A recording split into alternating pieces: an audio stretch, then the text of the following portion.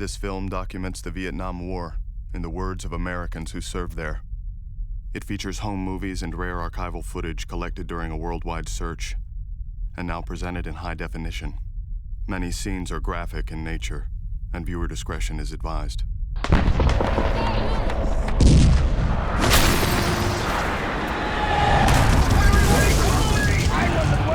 Too, fella, and I served 2 years. I know what it's about. I have a son that's going to go into the army. We fight because we must fight.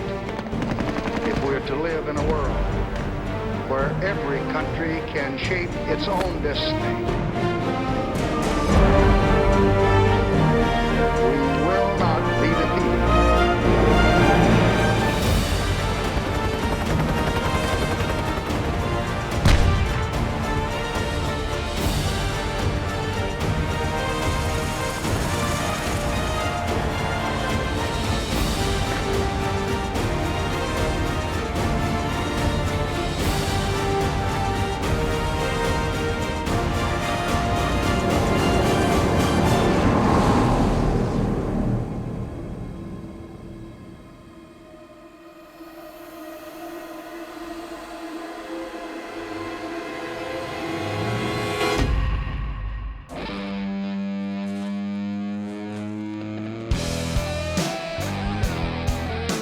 In the spring of 1969, 4 years after the first ground combat troops landed in Da Nang, there are more than 500,000 U.S. troops in Vietnam.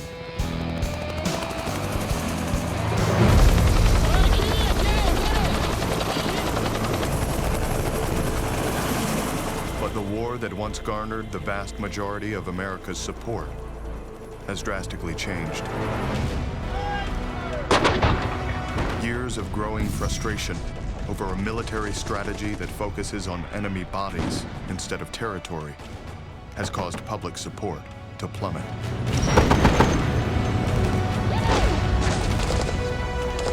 And for the first time, the American soldiers in Vietnam are feeling the effects of the anti-war movement at home.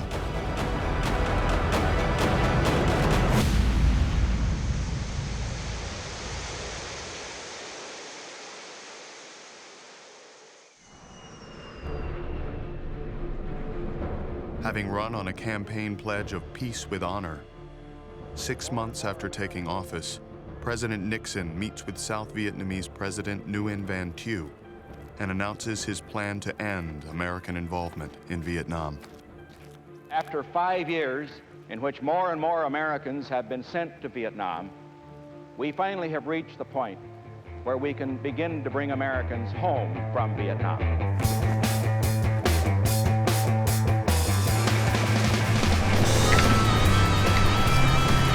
The U.S. military now begins the long and complicated process of withdrawing American troops and training the South Vietnamese to take over full combat responsibilities. The strategy is called Vietnamization.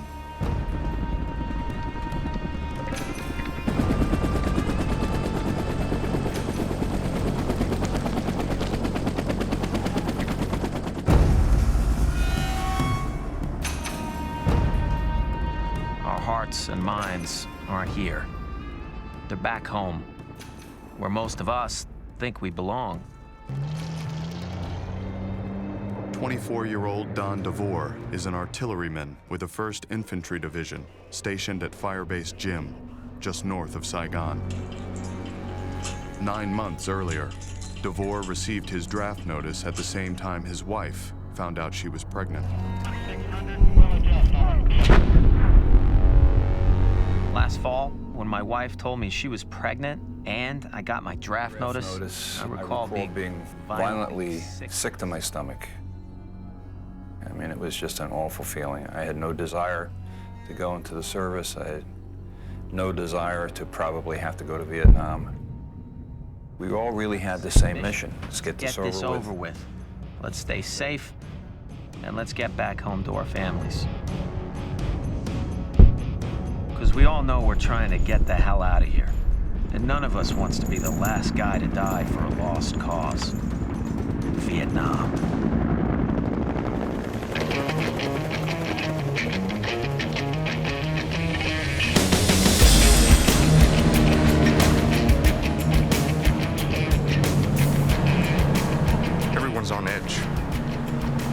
bad enough that we're out here in the middle of this crap.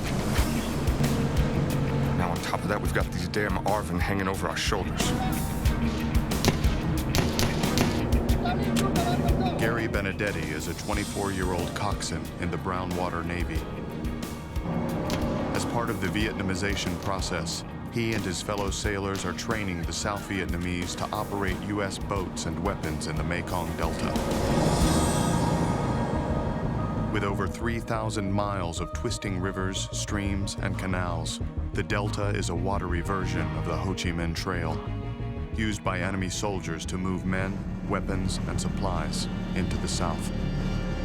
It's also home to over half the population of South Vietnam, an estimated 8 million people, and produces nearly 70% of the country's rice, making it one of the most highly contested areas in South Vietnam.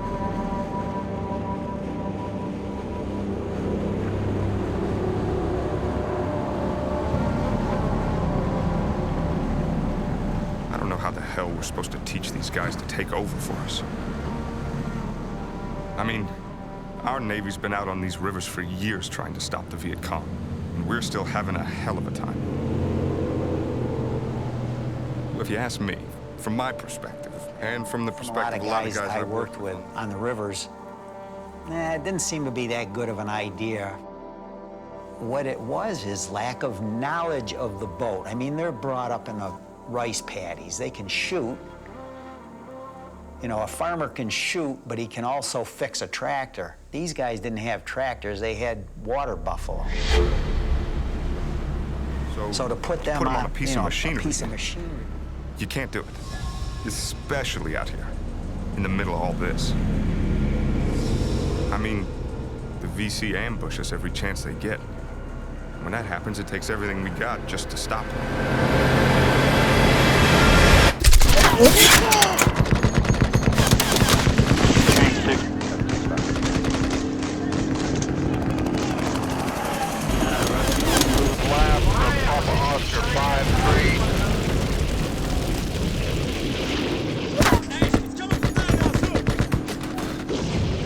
Forget about winning.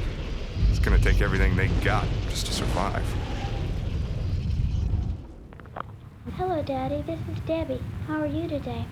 When you have time, will you... Hello, Dad. This is David, and I'd just like to tell you a few things that happened. I don't have too many things to say. I like to get them. That's what makes me want to write back.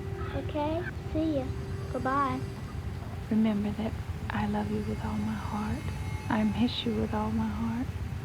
And I hope we never have to be separated again. Just hope that the war can be over. Take care. I love you.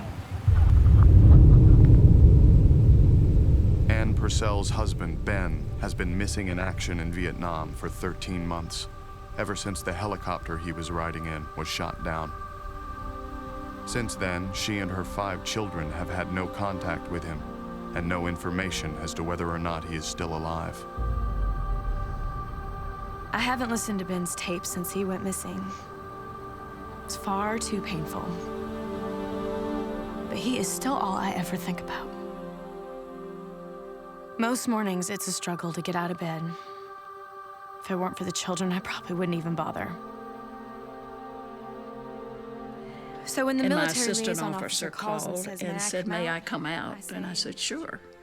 And so he came out and handed me a little piece of paper, and it said, "Your husband's status is being changed from missing in action to POW because a Viet Cong soldier has been captured, and on him he had all the interrogation papers of the men that were aboard the helicopter." As I run outside to tell the children, I'm suddenly overcome with the sheer, simple beauty of the day. It's as if I've spent the last year seeing the entire world through a dark gray veil. And now, finally, that gray is gone. Of course, I realize that none of this means Ben is still alive. A lot could have happened in the last 13 months. But still, I feel like I finally got something to hold on to. I've got hope.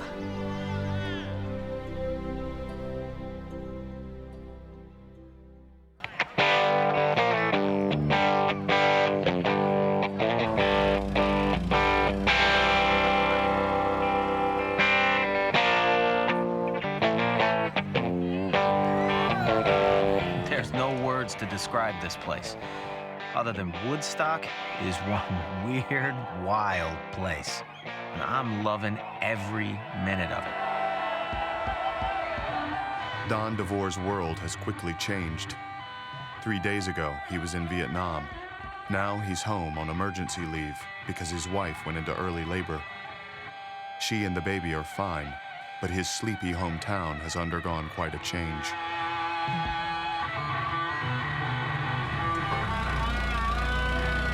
I got All the on roads Route around 17. here were like It was a parking lot. I thought perhaps there was an accident or something, but it was just so many cars there. I couldn't believe it. I turned on the radio, and they were reporting on Woodstock. So I called some friends who lived nearby in the area, and they came over and said, let's go to Woodstock. Well, come on, all you big, strong men. Uncle Sam needs help again. Got himself in a terrible jam way down yonder in Vietnam. Put down your books, pick up a gun. We're gonna have Other than being the only guy with short hair, I feel like I fit in here way better than I ever did in Vietnam. Don't ask me, I don't give a damn. Next up is Vietnam. It just didn't resonate with Vietnam. They're these two separate worlds, you know? But as much as I try to push it out of my mind, I know none of this is gonna last. A couple of days when this leaves over, Woodstock, my family, and my brand new baby will all be a distant memory. Because I'll be back in Vietnam.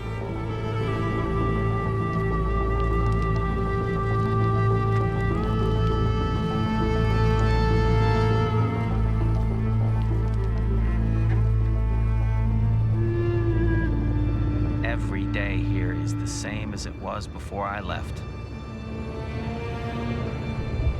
We send out round after round for hours at a time, and then we sit back and wait, bored out of our minds, until it starts again.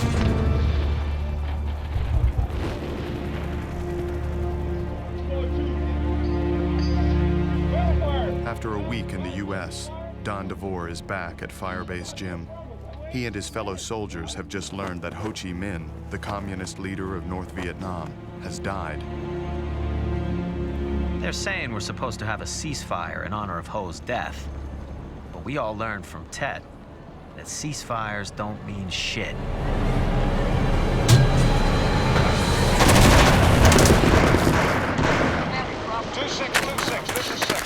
Our units in the field have been calling in for artillery support all day. I bet we fired at least 1,000 rounds in the last few hours. Like all fire support bases, Firebase Gym provides artillery cover for American or South Vietnamese infantry units in the field. When these troops come under attack, they depend upon nearby fire bases for survival.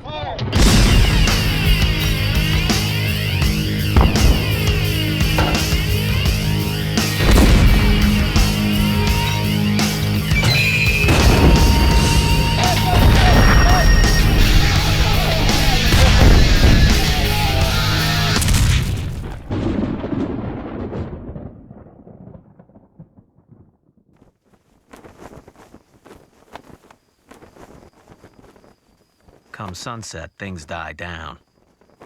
But we're still on full alert. Not surprisingly, enemy forces launch the majority of their attacks at night, under the cover of dark. Fire bases, such as Gym, are considered primary targets. And since the bases are immobile, the VC have ample time to scope out any weaknesses.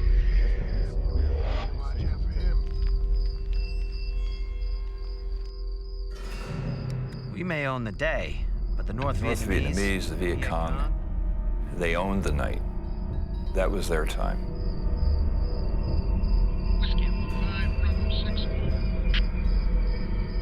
I always felt that that's when the advantage went over to them, because then a lot of the modern weaponry and techniques that we had just didn't apply to the nighttime.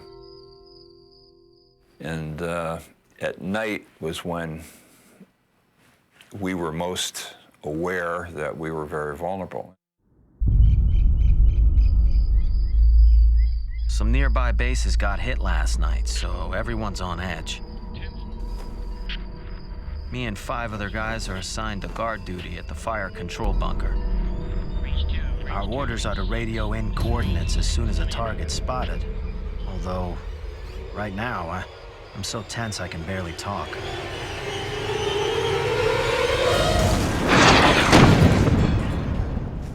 All of a sudden, I hear an explosion on top of the bunker.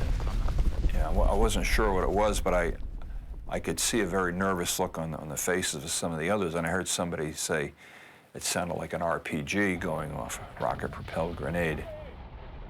All of a sudden, this terror just goes through everybody, you know. I heard somebody yell, "There are dinks in the wire."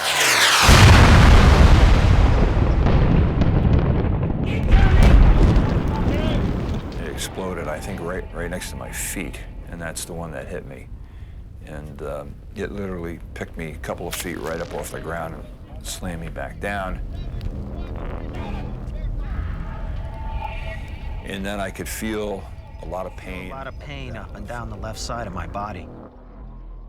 When I look over at my left arm, it's a mangled, bloody mess. It's the last thing I remember before blacking out.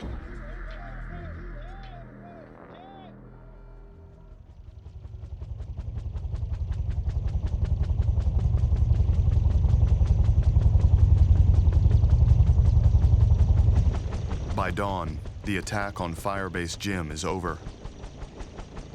As usual, the enemy withdraws at first light when American firepower is once again most effective.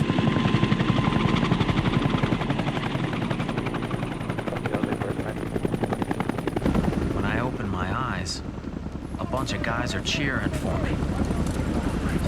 Kind of like a football player who's been hurt on the field. He's now being carried off to the yells and screams of the crowd.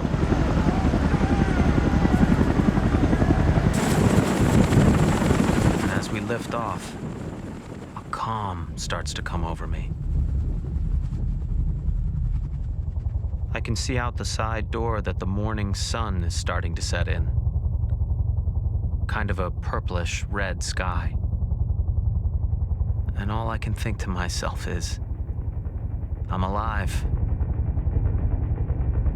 For me, this craziness is over.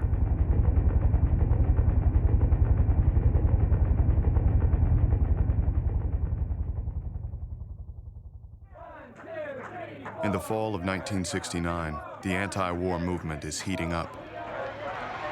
On October 15th, more than 1 million people across the country, in both small towns and large cities, participate in the Vietnam moratorium demonstrations. It's the time of the season when love runs high. In this time, give it to me easy and let me try with pleasured hands to take you in the sun. Meanwhile, even though the total number of troops is starting to be reduced, the military still needs men to fill its ranks, and a draft to meet that need. For years, local draft boards have been widely criticized for a deferment policy that gives preference to students and the wealthy. So, on December 1st, 1969, the Selective Service holds its first draft lottery since World War II. June 25th. 366 plastic balls, each marked with a different birth date, including February 29th, are drawn to determine a completely random draft order for men between the ages of 19 and 25. July 4, 279.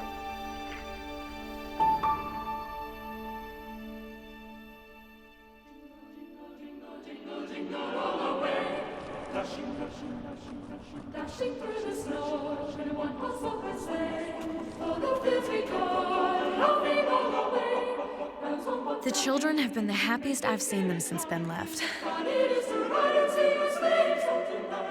It actually even feels like Christmas this year. Ann Purcell and her family are celebrating their first holiday since learning her husband, Ben, is among the approximately 400 known prisoners of war being held in North Vietnam. Ever since we got the news about Ben, all the children think he'll be coming home soon.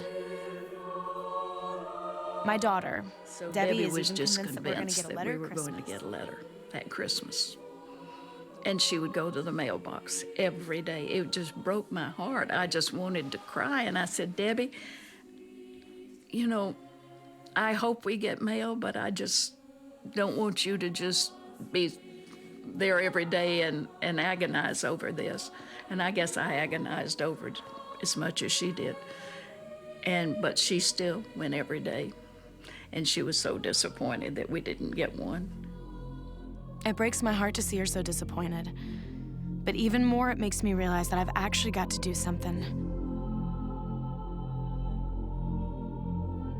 I can't just sit back and hope anymore.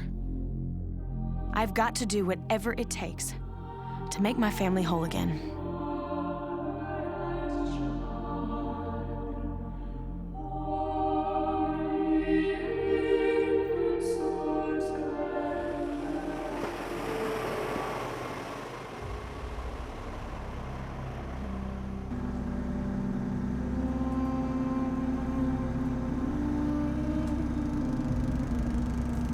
Cruising down these rivers, I'm surrounded by people who still live like they're in the Stone Age. You can almost forget that we're in the middle of a war zone. Although that's the best way to get yourself killed. Because out here, everything can change in a second, and you never see it coming. Gary Benedetti and his crew have been patrolling in the Mekong Delta for the past 12 months. Their current assignment is to pick up a group of Navy SEALs who have come under attack by the Viet Cong. They're on board what's known as an Alpha boat, which is specifically designed to withstand underwater explosions. The further we go, the narrower the river gets, to the point where it's less than 100 feet across.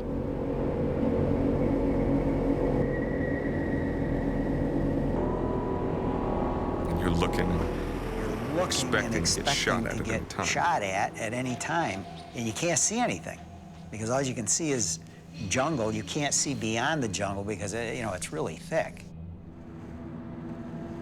So you're kind of going down there, and you're wondering well, what happens. Happening. You're expecting it at any time.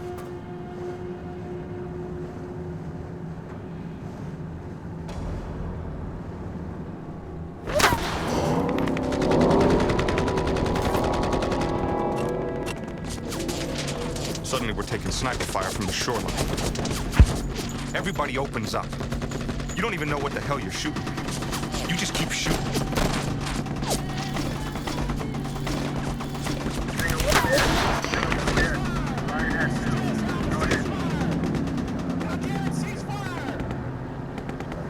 Over the radio, I hear the commander screaming, "Ceasefire! Ceasefire! This is Jester Alpha! Ceasefire!"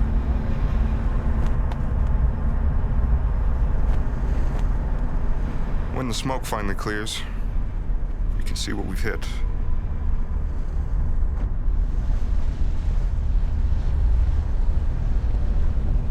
It's a little village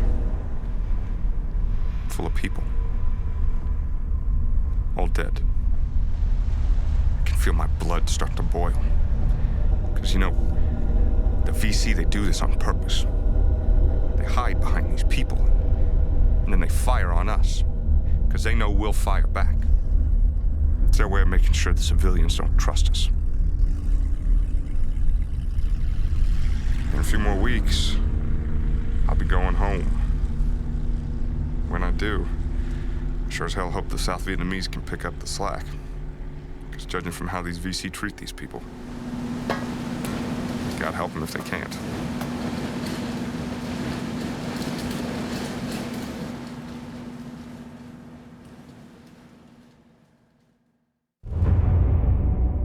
In Paris, peace talks between North and South Vietnam, the Viet Cong, and the United States are deadlocked.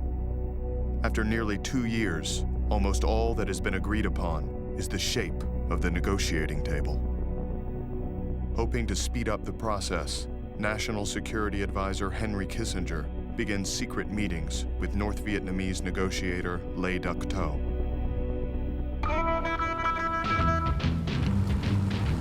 Meanwhile, Nixon's Vietnamization program is being slowly but steadily implemented.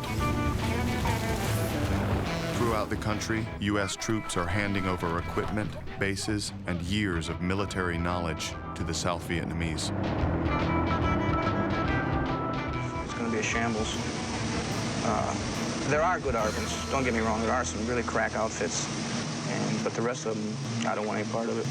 It's going to be bad. Can't get the support now. What's it going to be like when there's less and less of us? As it becomes clear that America's goal is no longer full-fledged military victory, but instead an honorable exit from Vietnam, the morale of troops is affected. This stuff smells pretty strong. It is. This is really nice stuff over here.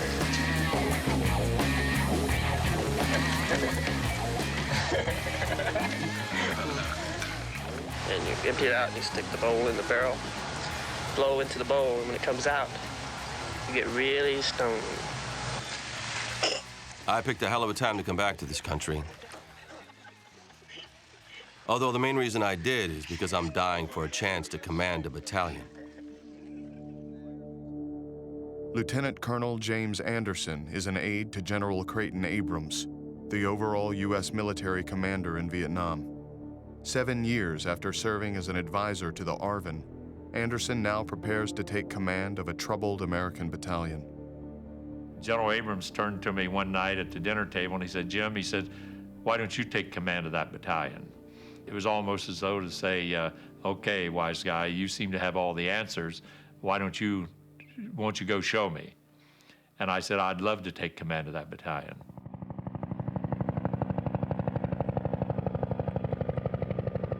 Anderson will soon discover just how important unifying his men is. The door to battalion headquarters opens, and in walk a bunch of generals. They swear me to secrecy and get right to the point. How long before you can be prepared to make a combat assault into Cambodia? And I said, are we talking about in terms of hours, days, weeks, months? And they said, we're talking about hours. For years, the North Vietnamese have used neighboring Cambodia as a refuge. Much of the Ho Chi Minh Trail runs through the country, and large stores of enemy weapons and supplies are hidden along the border. But since the start of hostilities, U.S. policy has prohibited its ground troops from entering the country for risk of widening the war. In early 1970, however, President Nixon sees a window of opportunity when the Cambodian leader Norodom Sihanouk is ousted by the pro-American general Lon Nol. Despite the political risk, Nixon decides a chance at destroying the NVA's capacity to launch assaults into South Vietnam is worth the gamble, and so he issues top-secret orders, sending U.S. troops into Cambodia.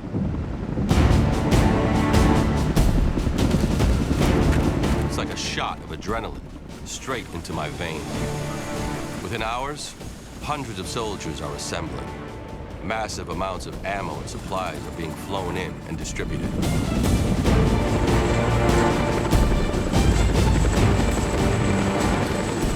No one can contain their excitement.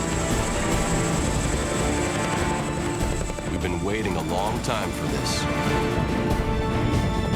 A chance to cross that forbidden line and see what's on the other side. We're finally going into Cambodia.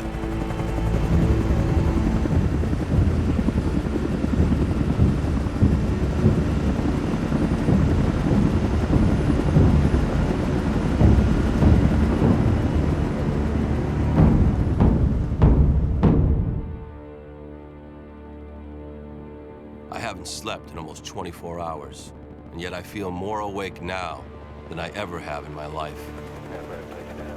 Lieutenant Colonel James Anderson is leading his battalion from the 1st Air Cavalry into Cambodia. Ahead of them stretch waves of tactical fighters and B-52 bombers, while below race mile-long columns of mechanized infantry and armor. Altogether, 30,000 U.S. troops are poised for action. Their mission is twofold. First, decimate enemy sanctuaries and disrupt NVA supply lines along the Ho Chi Minh Trail. And second, attempt to find and destroy the Communist Military Command Center known as Kasvin, which is rumored to be located in the Fishhook region.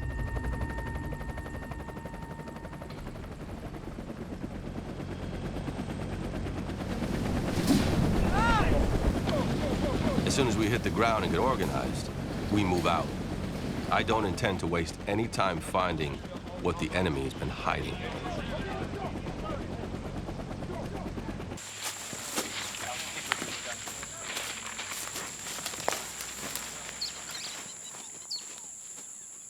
Roger, we just come up on a trotter here. Leads into a small village. Don't seem like there's any movement in there. It doesn't take long. Within 2 hours, we come across a massive enemy training and supply dump. Start coming this way. Up.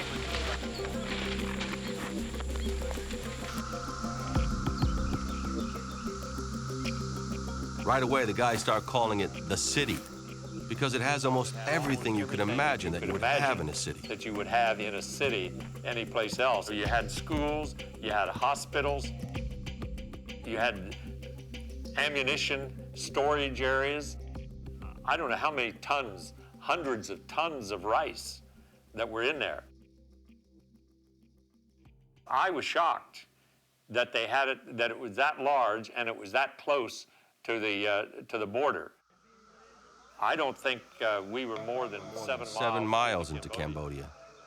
So if there's that much here, I can only imagine how much is out there.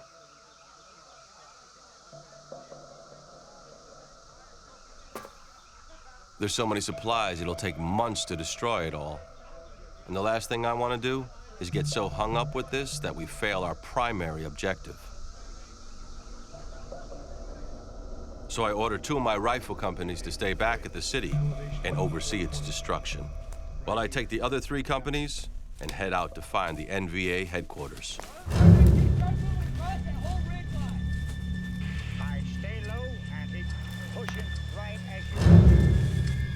While Anderson and his men speed towards their objective, President Nixon prepares to deal with the political problem, the uproar that the news will surely provoke.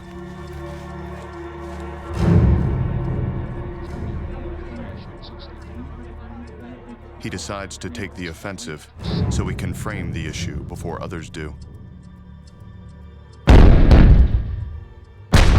Tonight, American and South Vietnamese units will attack the headquarters for the entire communist military operation in South Vietnam. This is not an invasion of Cambodia. The areas in which these attacks will be launched are completely occupied and controlled by North Vietnamese forces. We take this action not for the purpose of expanding the war into Cambodia, but for the purpose of ending the war in Vietnam and winning the just peace we all desire.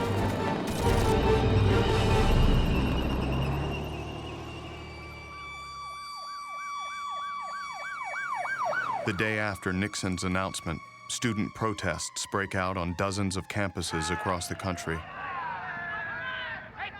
On May 4th, 2,000 students rally at Kent State. As the demonstration erupts into violence, members of the Ohio National Guard suddenly open fire on the crowd of students.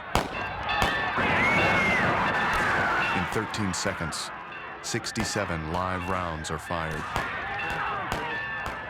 4 students are killed. 8 more are wounded. 1 permanently paralyzed. Public reaction is horrified and widespread. 4 million students go on strike, forcing 450 colleges, universities, and high schools to shut down.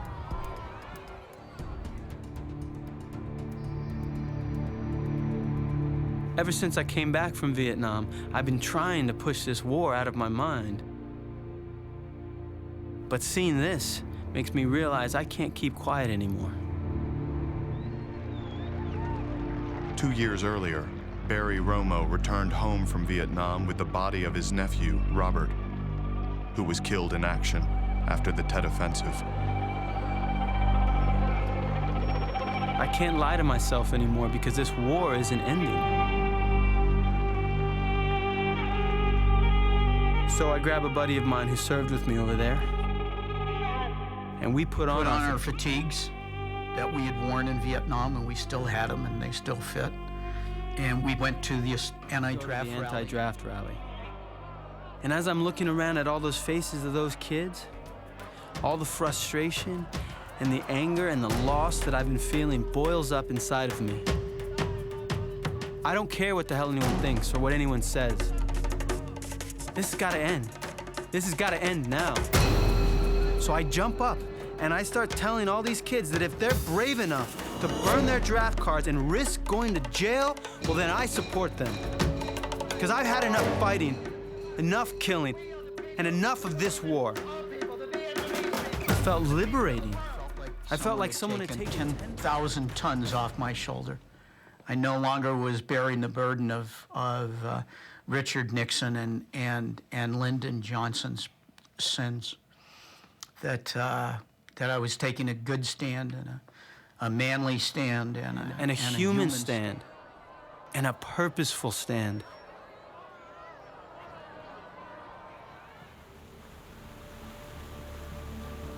With the country tearing itself apart, President Nixon issues a directive curtailing the scope and length of the mission in Cambodia. He pledges that U.S. forces will advance no further than 19 miles into the country and sets June 30th as the date all American troops will return to South Vietnam. According to our intelligence, we're less than 3 miles from the North Vietnamese headquarters. Meaning, we'll be there before nightfall.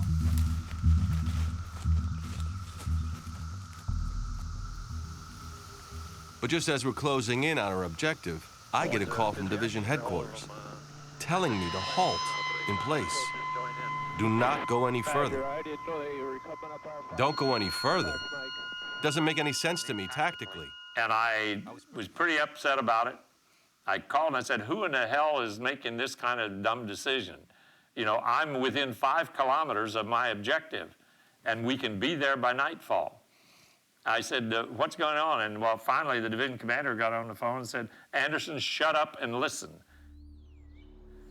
Your orders are halt in place, don't go any further.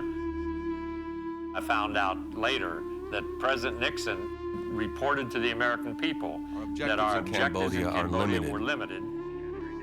I'm absolutely speechless. For the first time in a long time, it seemed like we were finally using some common sense in this war. Now, I'm not sure what the hell we're doing.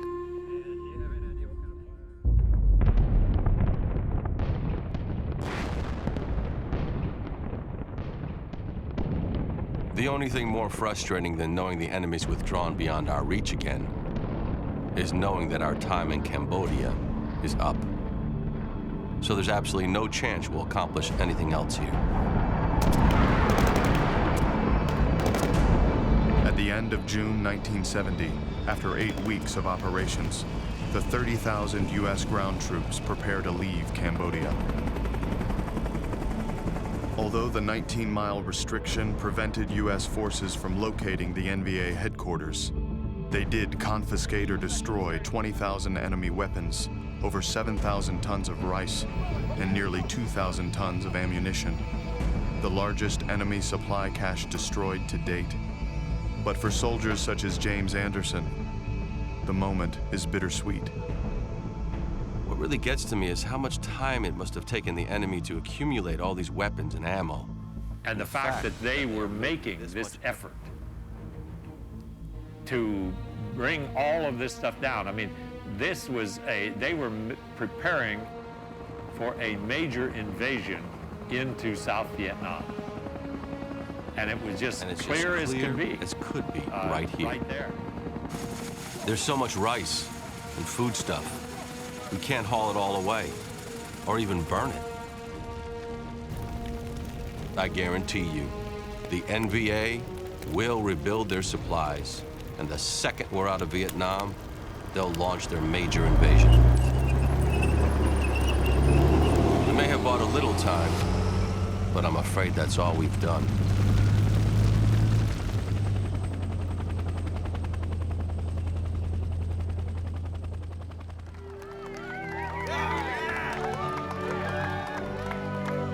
Every day I see another wife welcome her husband back from Vietnam. I'm so happy for them. But at the same time, nobody's doing a thing to help bring Ben home. And I'm through waiting. In the summer of 1970, Ann Purcell becomes a founding member of the National League of Families, an organization with only one mission: to obtain the release of all prisoners, a full accounting of the missing, and the return of all recoverable remains of those killed in Vietnam.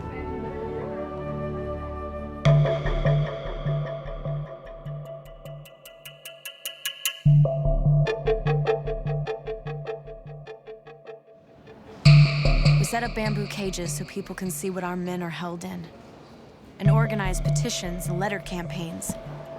By doing all these things, it helps to get the word out about our POWs, especially to people that were not directly involved in the war.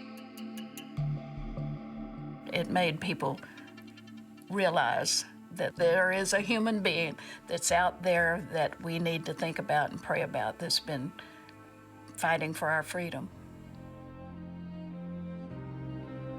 But as 1970 slips into 1971, peace talks continue to stall, while America's withdrawal from Vietnam accelerates. Over the past 10 years, presidents of the United States have come before the American people in times of crisis to talk about war, the threat of war. Today, I am able to talk to you in a more hopeful and positive vein about how we are moving this nation and the world toward a lasting peace. We have kept our commitments as we have taken out our troops. South Vietnam now has an excellent opportunity not only to survive, but to build a strong, free society. We are at a critical moment in history. What America does or fails to do will determine whether peace and freedom can be won in the coming generation. That is why the way in which we end this conflict is so crucial to our efforts to build a lasting peace in coming decades. The right way out of Vietnam is crucial to our changing role in the world.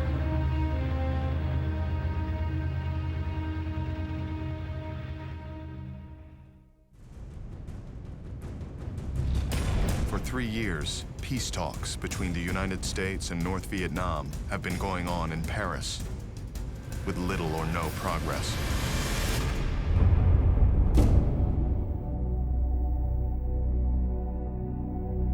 In January of 1971, the talks remain deadlocked, as do the private meetings between National Security Advisor Henry Kissinger and North Vietnamese negotiator Le Duc Tho.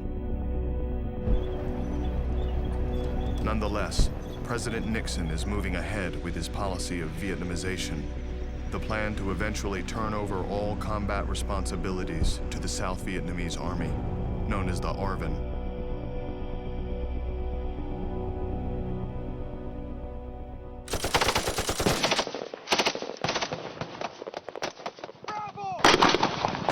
As a result of the ongoing U.S. withdrawals, pressure is increasing, not only on the ARVN, but also on the remaining Americans, to carry the full load of combat operations.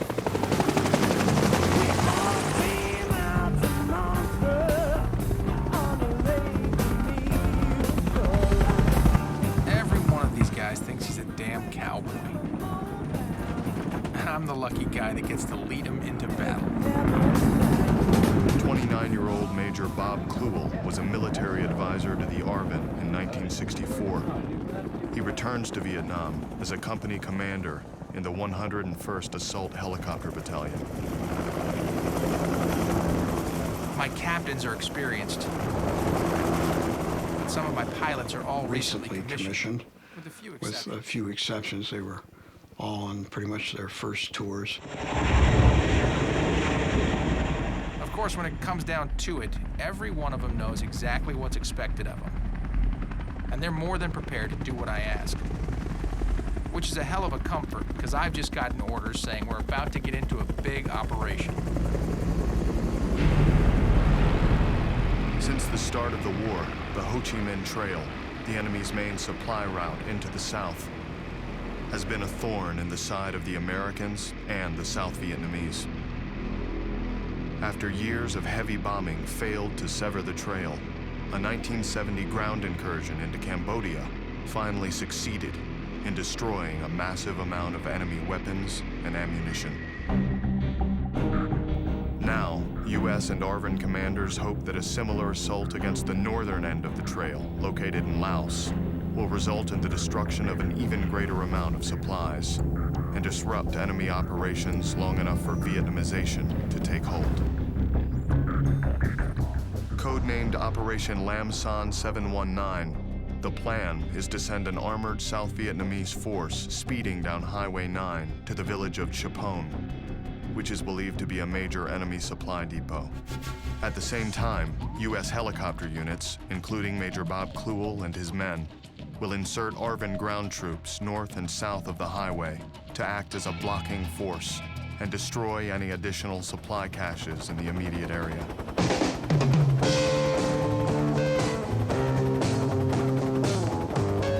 In total, 12,000 South Vietnamese are heading into Laos. And for the first time since American forces took over primary military leadership, they will do all of the ground fighting. A congressional amendment enacted a month earlier prohibits U.S. ground forces from setting foot outside South Vietnam. Lam Son 719 will be the first real test of whether or not the South Vietnamese military is prepared to lead the war by themselves. Right as we're about to take off, a couple of my pilots ask, who the hell are we supposed to talk to on the ground in Laos, since none of the ARVN we're dropping off there speak English? I tell them not to worry, because we've got translators standing by. But in the back of my mind, I have a terrible feeling that we're heading into trouble.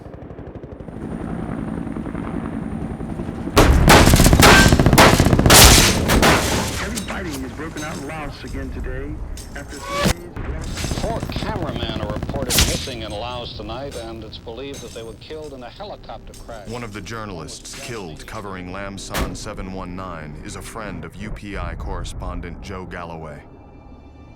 Galloway was last in Vietnam during the Ya Drang Valley battles almost 6 years earlier. His boss now requests he return to take the place of his friend.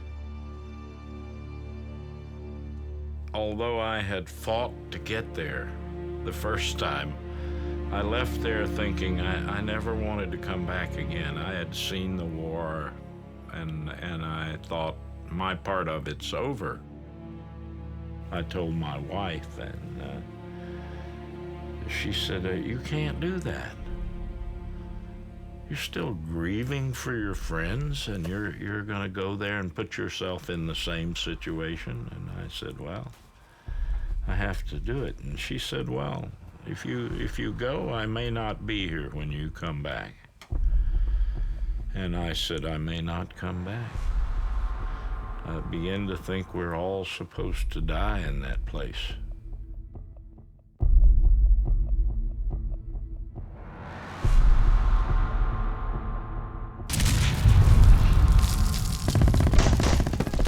Galloway arrives during the second week of Lam Son 719 and finds the military situation even grimmer than he expected. Nearly 60,000 NVA are massing to launch vicious assaults against the 12,000 South Vietnamese. The armored column is stopped only halfway to Chapon. Finally, during the third week of fighting, a quick decision is made to break west and establish 3 landing zones known as Lolo, Liz, and Sophia, With the armored columns still bogged down on Highway 9, ARVN and U.S. commanders plan to helicopter approximately 1,600 ARVN ground troops into these LZs in the hopes that they can jumpstart the advance to Chapone. Direction Loyal 1-2, can you pick up auction going into the LZ? Get that altitude. Yep. Major Bob Kluel and his company are among the 30 choppers selected for the missions at LZ Lolo. And Chalk 6 is taking fire.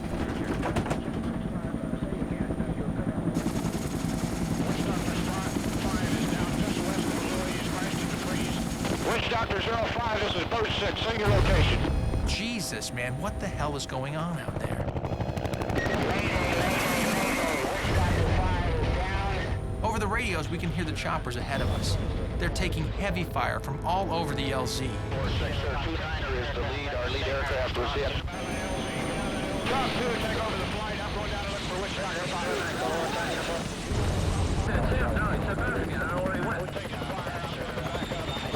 I saw one aircraft explode and I saw the other one.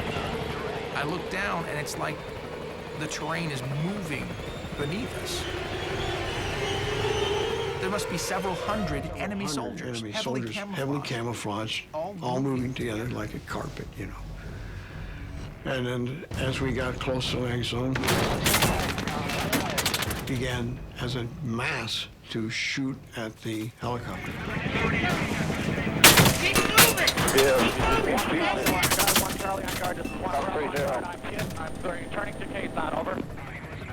Within minutes, 2 of my choppers are shot down. Over the radio, I can hear our pilots calling for rescue, but nobody can get down to get them.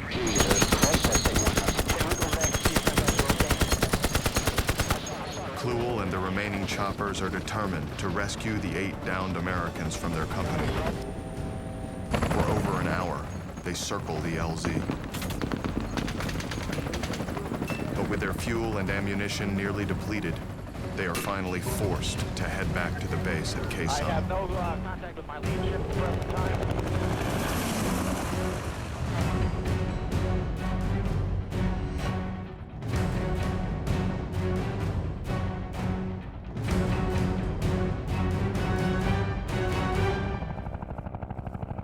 When we get to Quezon, everyone's exhausted.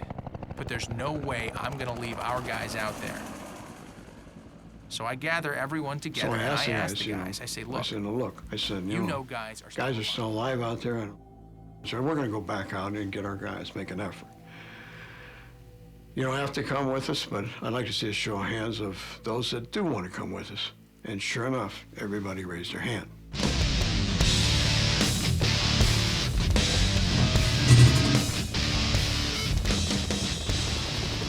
As we head back towards Lolo, I feel an incredible sense of pride. This is what being part of a chopper crew is all about.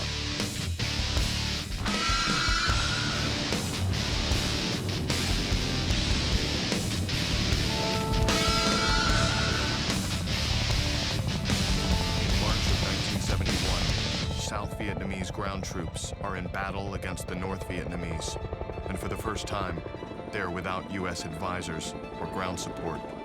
Only U.S. air crews, including Major Bob Kluel and his choppers, are in the thick of the fight. They are speeding towards landing zone Lolo in Laos to rescue the 8 men from his company who were shot down by the NBA. My mind's racing a mile a minute, running through every possible scenario. Only one thing's for sure. We've got men down there, and we aren't leaving without them. These men are some of the most courageous, most dedicated soldiers I have ever met. Every one of them knew exactly what kind of hell was out here, and yet not a single one even hesitated at the thought of coming back for their friends.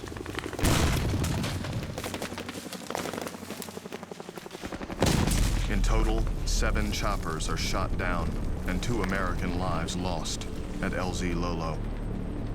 But thanks to the courage and determination of Kluel and his fellow pilots and crewmen, no American, dead or alive, is left behind.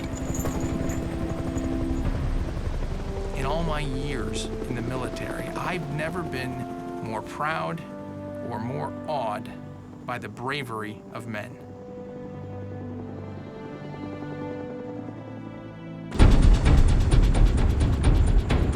Three days later, the push continues as 120 American choppers lift off to deliver 800 additional ARVN ground troops within striking distance of their ultimate target, Chapone.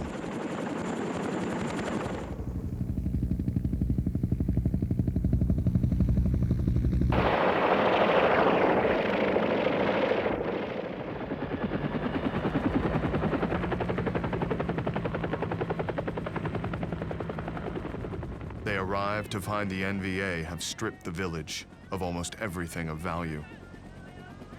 Chapone is not even close to being the massive enemy supply depot military commanders expected.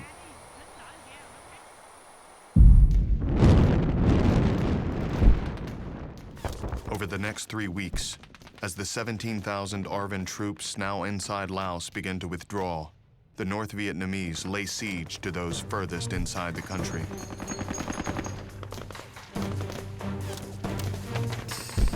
With their troops surrounded and outnumbered, inexperienced South Vietnamese commanders begin to lose control, forcing U.S. choppers to come to their rescue.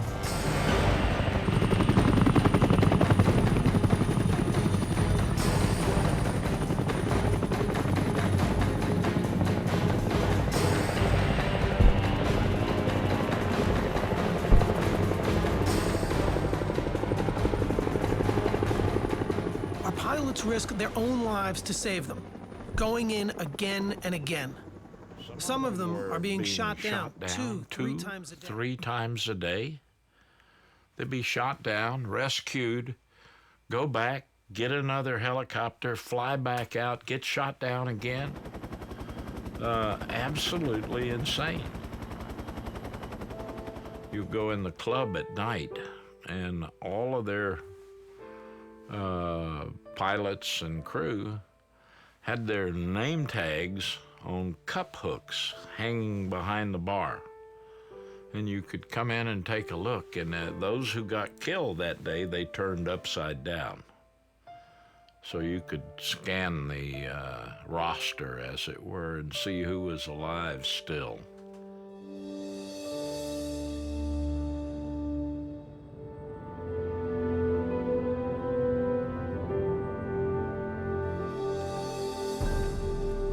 By the time Operation Lam Son 719 concludes, nearly 3,800 ARVN have been killed. 253 Americans are dead, and over 1,100 wounded. It was a disaster. It was supposed to prove that the South Vietnamese were competent and capable and could take over the American role. That was the graduation exercise. But I'm afraid all it's shown is even though the South Vietnamese soldiers fought valiantly, their leadership is nowhere near ready to take control of this war. But that is not the message President Nixon delivers to the nation. Did the Laotian operation contribute to the goals we sought? I've just completed my assessment of that operation, and here are my conclusions. The South Vietnamese demonstrated that without American advisors, they could fight effectively against the very best troops North Vietnam could put in the field. They wanted to spin it as a success, but that it should be amply evident to anyone who looked at the situation and be able to understand this war is lost.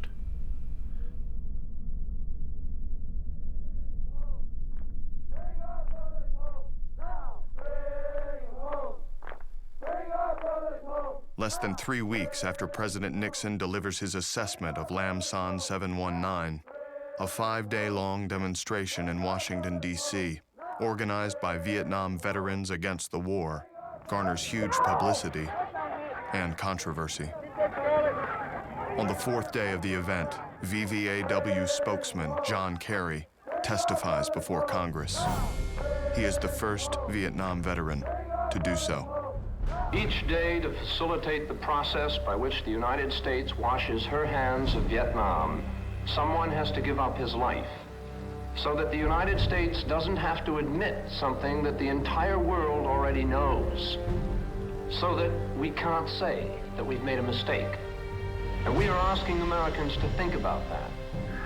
Because how do you ask a man to be the last man to die in Vietnam? The day after Kerry's testimony, the veterans converge in front of the Capitol for their final day of demonstrations. Among them is former Second Lieutenant Barry Romo. When we get to the Capitol, everyone lines up, and every single person, one at a time, takes the medals they had won in Vietnam and throws them away.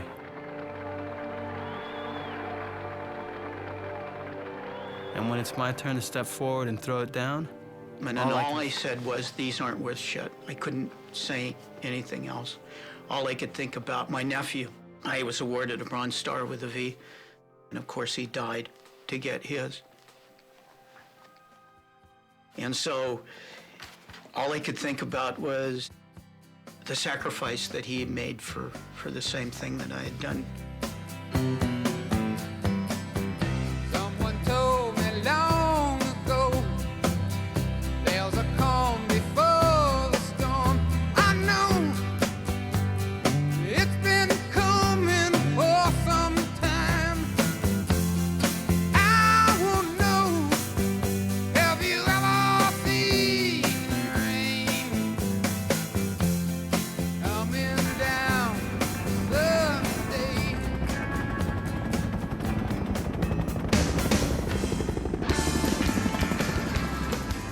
I can't say I'll miss this place, but I sure as hell will miss these guys. Although from the looks of things, they'll all be following me home soon enough.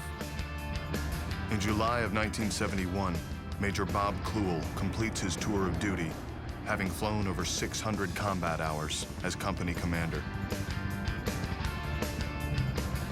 No matter what anyone says, we came here to fight for democracy, just like our fathers did in World War II.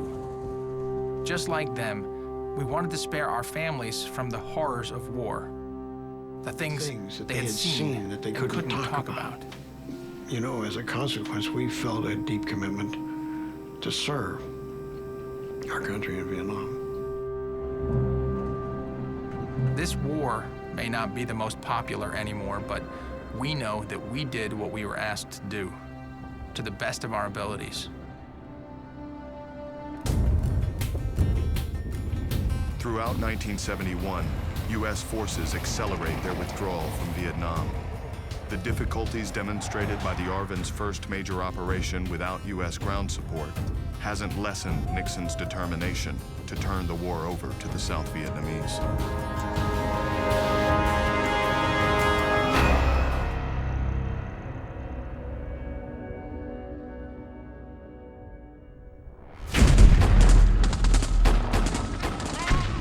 In March of 1972, with U.S. troop strength the lowest it has been in 7 years, the NVA suddenly stunned the world by launching a massive three-pronged attack into the South.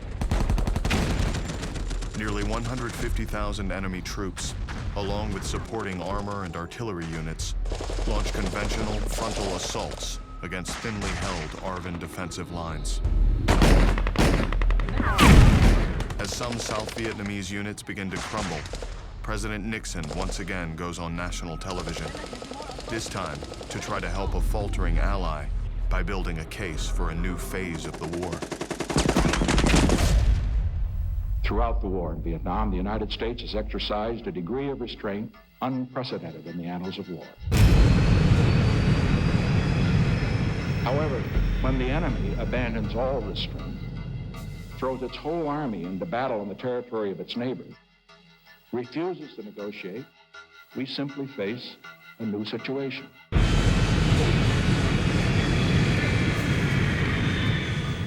In these circumstances, any president who failed to act decisively would have betrayed the trust of his country and betrayed the cause of world peace.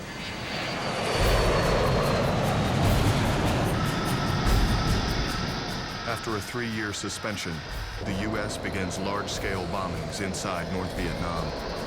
For the first time, the North Vietnamese capital of Hanoi is targeted.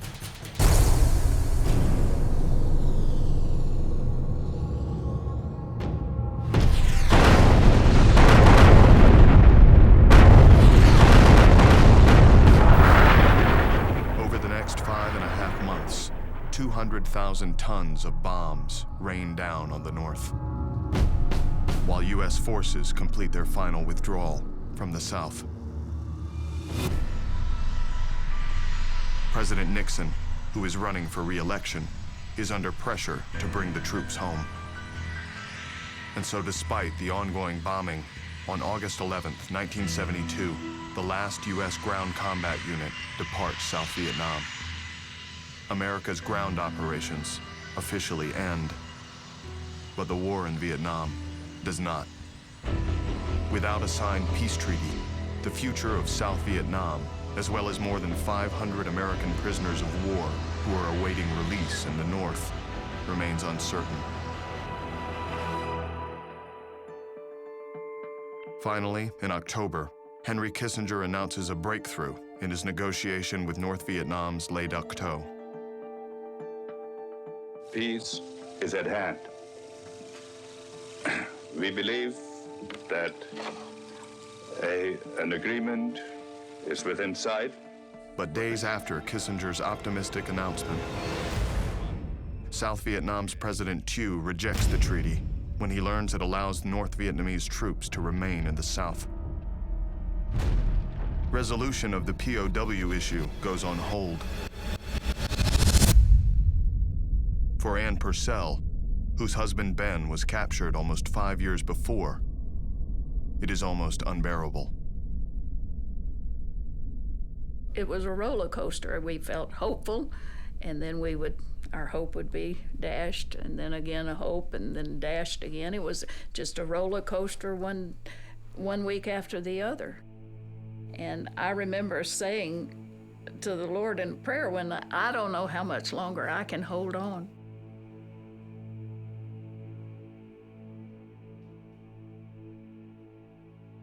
Negotiations continue for the next 3 months, until on January 27, 1973, after continued bombing of the North and much U.S. pressure on the South, all parties finally signed the Paris Peace Accords.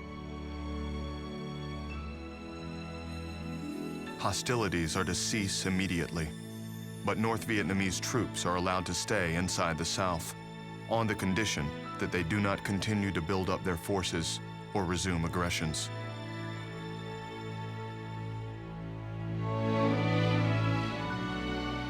I have asked for this radio and television time tonight for the purpose of announcing that we today have concluded an agreement to end the war and bring peace with honor in Vietnam and in Southeast Asia.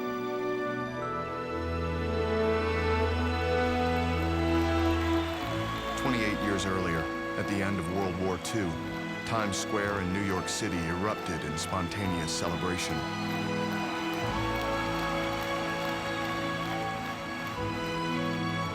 Not so in 1973. This is Ken Albort in Times Square in New York City, where the major visible observance is the end of the war is the great sign Peace down the side of the Allied Chemical Building.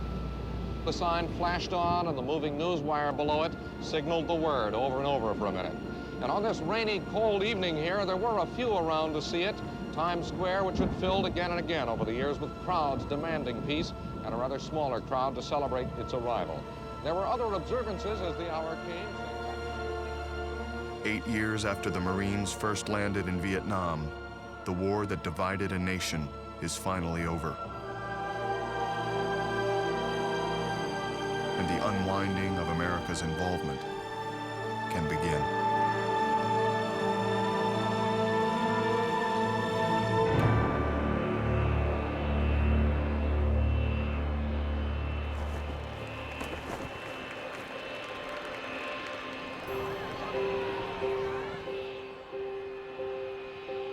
3 weeks after the Paris peace agreement is signed, the return of America's prisoners of war begins. For hundreds of families across America, it's the end of an emotional journey.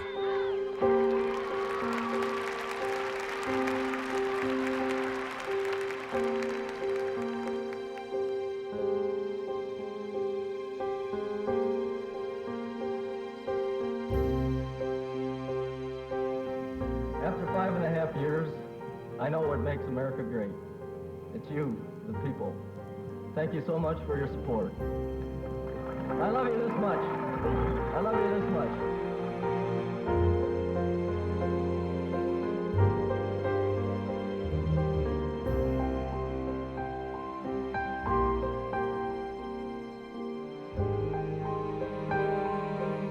My stomach is in knots. For 5 years, I've done nothing but dream about this moment.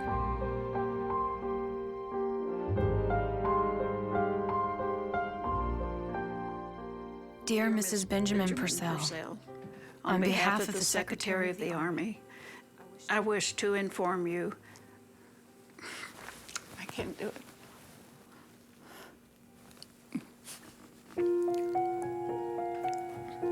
Give me a minute.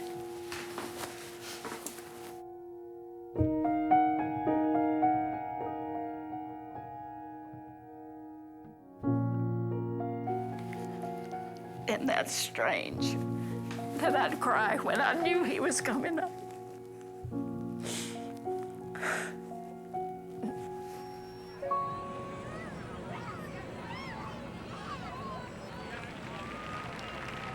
We all were transported by bus or sedan to the airport, and we were all waiting in our little groups. And we were all waiting and waiting and waiting till the plane came, and they had the red carpet. They had all these bank of microphones for them to each one speak as they got off. Ben was the highest ranking. Is the highest ranking on the plane, and they let him off first. Distinguished arrival, Colonel Benjamin H. Purcell. As soon as Ben steps out the door, the children start screaming. They're so excited they can barely control themselves. Even I can hardly keep myself together. Fellow Georgians, some 5.5 years ago, I'm trying so hard to control myself and wait for him to finish speaking. But all I want to do is just touch him so that I can be sure that this is for real and that he's real. The Gulf of Mexico. Instead, I can't take it anymore. So in the middle of his speech, I run out of the crowd and straight up to him.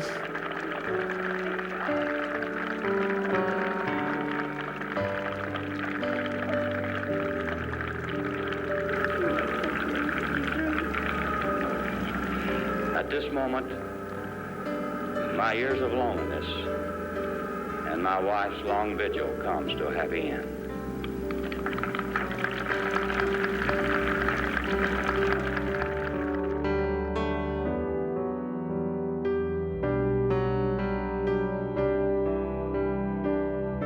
When I could run out there and hug you, I knew that you were finally home. And then I think that's the moment that it took for me to really believe that you were going to come back.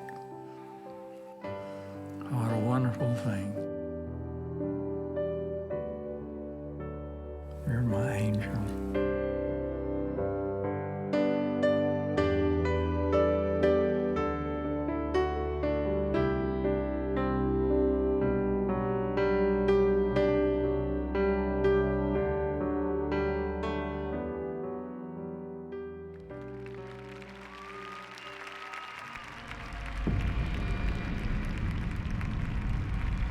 For many Americans, the return of the POWs marks the final conclusion of the Vietnam War. The troubles of Southeast Asia slipped from the daily newscasts, giving way to reports of the Watergate break-in and subsequent political firestorm. There was talk this weekend that the president should resign and under siege because of the Watergate scandal. As president, I must put the interests of America first. Therefore, I shall resign the presidency effective at noon tomorrow.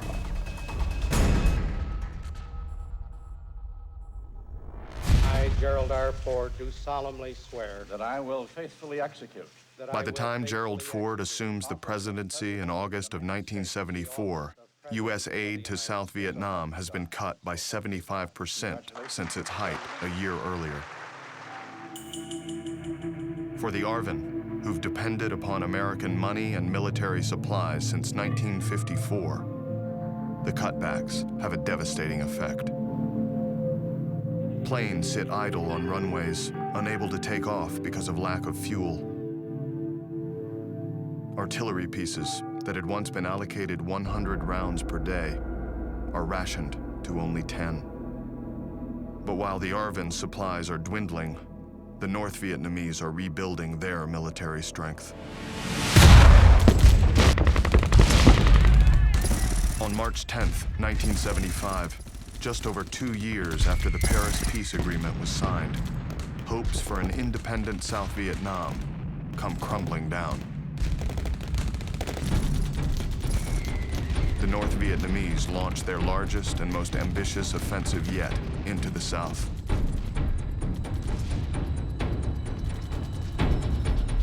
As ARVN units begin to falter, hundreds of thousands of South Vietnamese civilians run for their lives. On April 21st, President Thieu resigns. 4 days later, NVA forces reach the outskirts of Saigon.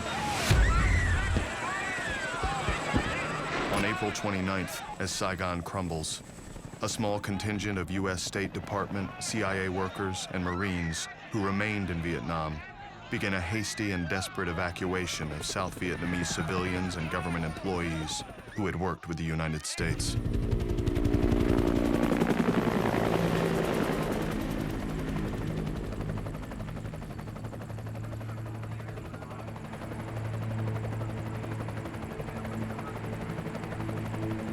Tens of thousands of people scramble onto U.S. ships waiting offshore.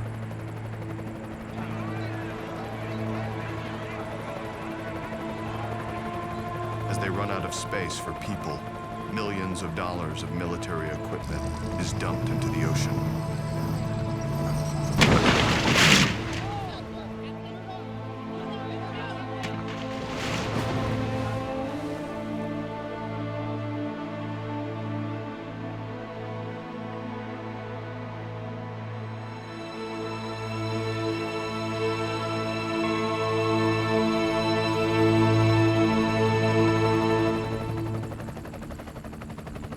On April 30th, just before 8 a.m., the last American chopper to leave Saigon lifts off from the roof of the embassy. Less than 4 hours later, North Vietnamese tanks crash through the gates of the presidential palace. At 4 o'clock, a live radio broadcast announces Saigon is officially renamed Ho Chi Minh City. We're all gathered in the bureau, standing over the teletype when it starts ringing flashes. Saigon has fallen. Saigon has fallen. The presidential palace is taken. It was over. It was over.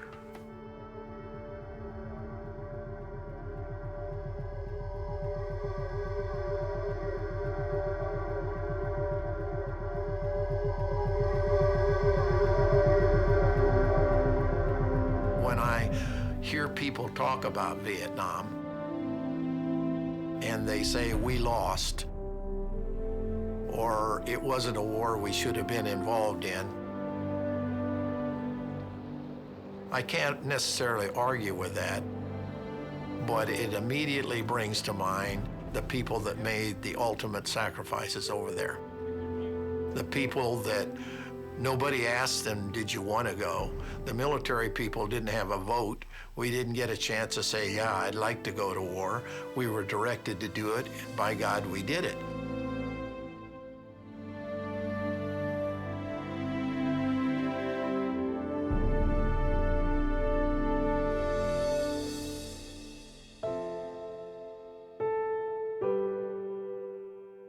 I had taken my military experience and I'd really buried it. And I didn't want to bother with it, and I didn't want anybody else to bother me with it. But in my kids' eyes, it was a thing of value, and they're very proud of me. That changed my life. That changed my life in a lot of ways at that point. They were very proud of me. They were very proud of their old man.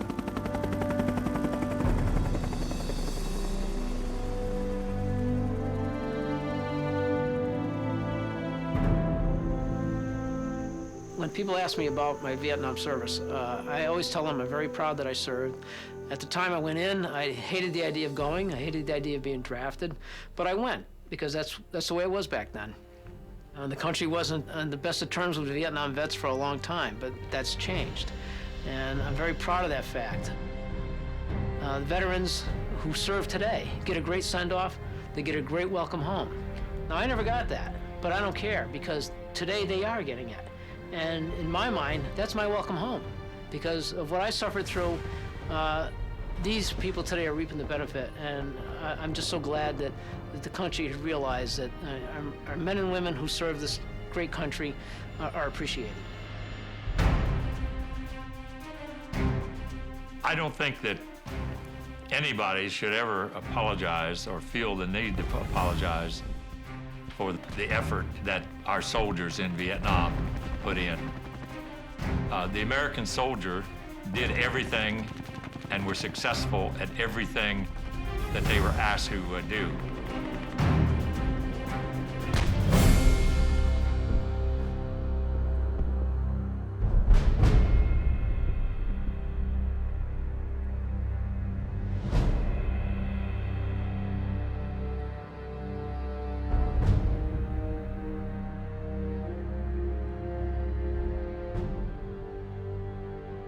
We had, again, people that felt that they were not going to come back, but they went over there and they served their country. So I remember the brave people that went over there and did what we asked of them.